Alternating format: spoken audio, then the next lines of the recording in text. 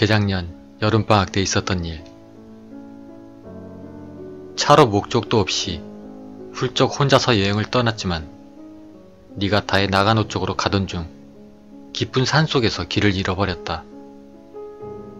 고속도로 요금을 아끼려 감으로 아무 고갯길이나 짚어서 올라왔지만 역시나 길을 잃어버렸다.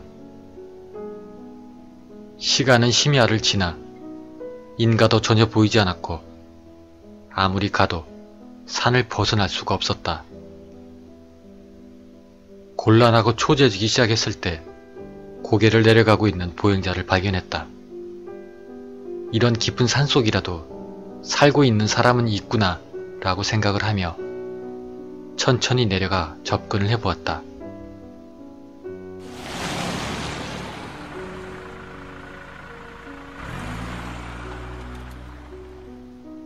그것은 유모차를 밀고 가는 젊은 여성이었다. 아이가 갑자기 밤에 울어 산책이라도 하고 있나 싶어서 참 대단하다 싶어 그냥 지나가려고 했다. 그러나 스쳐 지나가는 순간 뭐야? 라고 생각을 하게 됐다. 이 여자 무언가 이상하다. 머리는 부스스한 채였고 옷도 흙탕물로 잔뜩 더러워져 있었다. 손과 발은 다친 것인지 여기저기 피로 물들어 있었다. 그리고 무엇보다 이 여자 맨발로 걷고 있다. 나는 어쩌면 무언가 사고 같은 것을 당한 건지도 모른다고 생각을 하고는 차를 세우고 차에서 내려 여성에게 접근해 말을 걸었다.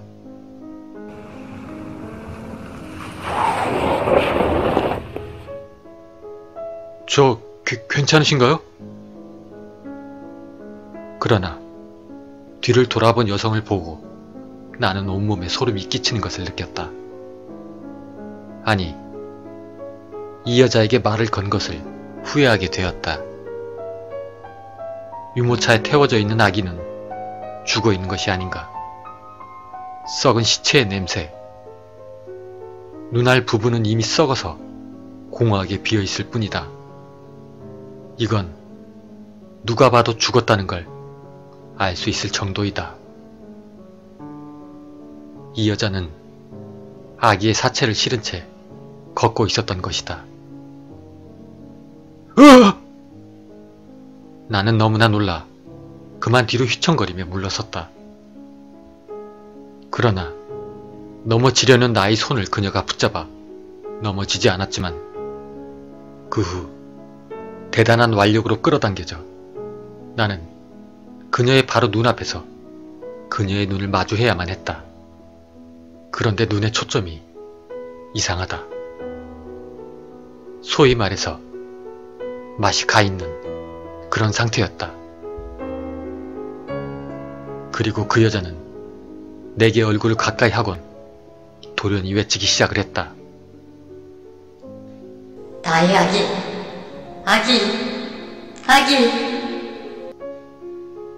패닉에 빠진 난 여자를 들이받고 그대로 차까지 도망을 쳤다.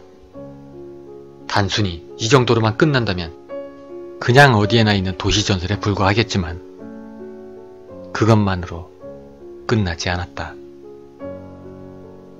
어떻게 길을 찾아 산 아래까지 겨우 내려온 난 한숨도 자지 않고 아침이 된 것과 동시에 파출소로 뛰어들었다. 죽은 아이의 시체와 함께 산길을 헤매는 여자의 이야기 따윈 믿지 않을 것 같은데 라는 생각도 들었지만 나는 있는 그대로 일어난 일을 경찰에게 말을 했다. 나와 비슷한 동년배의 경찰은 처음에는 생글생글 웃으며 나의 이야기를 듣고 있었지만 자세한 이야기를 하고 있는 동안 진지한 얼굴이 되었고 마지막에는 어째서인지 얼굴이 새파랗게 질려 있었다. 그렇게 잠시의 침묵의 시간이 흐른 뒤 경찰은 다른 이에게는 말하지 말라는 조건으로 진실을 가르쳐 주었다. 그 사건의 내용을 이 아래에 정리해둔다. 지난달에 2주 정도 장마가 계속된 다음 오랜만에 날이 갰던 날의 일입니다. 그 고개는 비가 계속 내리면 위험하기 때문에 통행 금지가 되는 모양이다. 그런데 우연히 지나가던 동네 사람이 가드레일이 쓰러져 있는 것을 보고 경찰에 전화를 했다. 그리고 머지않아 경찰이 도착을 해 약 100m 아래의 절벽을 수색을 했다. 역시나 그 절벽 밑에는 떨어진 승용차가 발견이 되었다. 그렇지만 많은 핏자국에도 불구하고 탑승했던 사람의 모습은 그 어디에서도 발견을 할 수가 없었다. 나와 이야기를 나눈 이 사람 역시 그때 그 현장에 있었고 곧 타고 있던 사람을 찾기 위한 대대적인 수색이 시작되었다고 한다. 그리고 마침내 차의 번호판과 소지품 등을 토대로 조사한 결과 사고를 당한 사람이 근처에 사는 젊은 여성이라는 것이 밝혀졌다.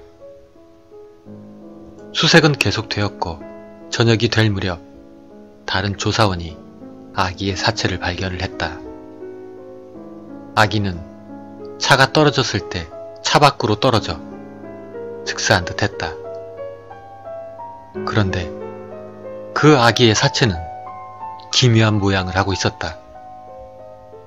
목이 한번 잘려나간 이후 누군가 무리하게 호치키스로 목을 다시 붙이려 한 흔적이 역력했다.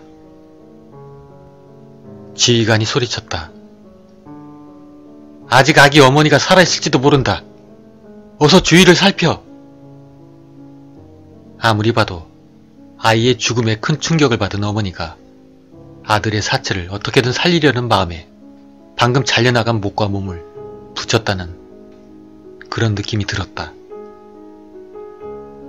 그리고 다음날 어머니의 사체도 발견이 되었다.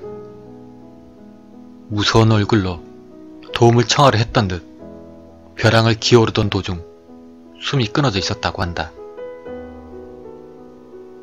경찰의 이야기를 듣고 있는 난 온몸이 떨려오는 것을 느꼈다. 그렇다면 어제 내가 본 유모차를 미는 여자는 귀신이라는 건가?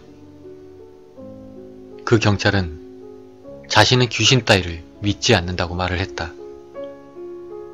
그러나 아기 어머니의 사체를 발견한 것이 바로 이 사람이었다. 사실 저도 너무 지독한 모습으로 죽은 그 여자의 사체에 충격을 받은 탓인지 정신적으로 불안정해져서 밤길에서 여자의 목소리와 유모차를 미는 소리를 듣거나 방에서 잠을 자고 있노라면 그 여자가 창문에서 들여다보고 있다는 생각에 정말 힘들었었죠. 쓴 웃음을 띄운 채 경찰은 그렇게 말을 하였다. 그로부터 2년의 세월이 흘렀고 아마도 그 경찰은 이제 건강하게 잘 지내고 있을 것이다. 왜냐하면 그 여자는 이제는 나에게 쉬어 있으니까 말이다. 벽장 안에서 밤새도록 나를 노려보고 있거나 아기의 울음소리가 들려온다.